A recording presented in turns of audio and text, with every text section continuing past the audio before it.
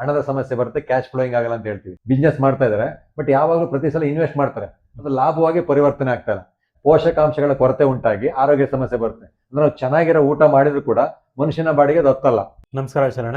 ನಮಸ್ಕಾರ ಮಂಜುನಾಥ್. ನೆಮ್ಮದಿ ವಾಸ್ತುಗೆ ಸ್ವಾಗತ. Thank you. ಕಳೆದ ವಾರ ನೀವು ಒಂದು ಮನೆ ವಾಸ್ತು ನೋಡ್ಲಿಕ್ಕೆ ಹೋಗಿದ್ರಿ. ಹೌದು.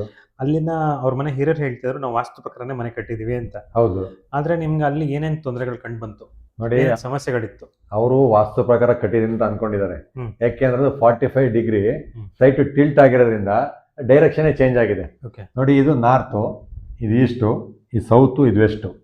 ಅವ್ರ ಮನೆ ಬಂದು ಅವ್ರದ್ದು ಎಕ್ಸಾಕ್ಟ್ ಇಲ್ಲಿ ಈ ಕಾರ್ನರಲ್ಲಿ ಈಸ್ಟ್ ಬರ್ತಾ ಇದೆ, ಇಲ್ಲಿ ಸೌತ್ ಬರ್ತಾ ಇದೆ. ಅವ್ರು ಏನ್ ಮಾಡಿದ್ದಾರೆ, ಇದನ್ನ ಈಸ್ಟ್ ಅನ್ಕೊಂಡು ಇದು ಸೌತ್ ಈಸ್ಟ್ ಅಲ್ಲಿ ಕಿಚನ್ ಇಟ್ಟಿದ್ದಾರೆ. ಬಟ್ ಅದು ಸೌತ್ ಈಸ್ಟ್ ಅಲ್ಲ, ಅದು south west corner disposal area.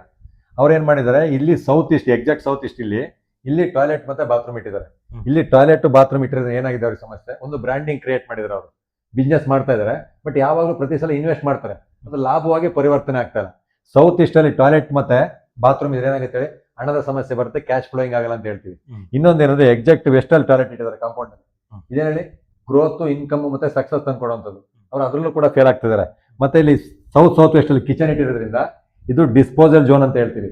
ಇಲ್ಲಿ ನಾವು ಅಡಿಗೆ ಮಾಡ್ಕೊಂಡು ಊಟ ಮಾಡಿದ್ರೆ ಪೋಷಕಾಂಶಗಳ ಕೊರತೆ ಉಂಟಾಗಿ ಆರೋಗ್ಯ ಸಮಸ್ಯೆ ಬರುತ್ತೆ. ಅಂದ್ರೆ ನಾವು ಚೆನ್ನಾಗಿರೋ ಊಟ ಮಾಡಿದ್ರು ಕೂಡ ಮನುಷ್ಯನ ಬಾಡಿಗೆ ಅದು ಹತ್ತಲ್ಲ.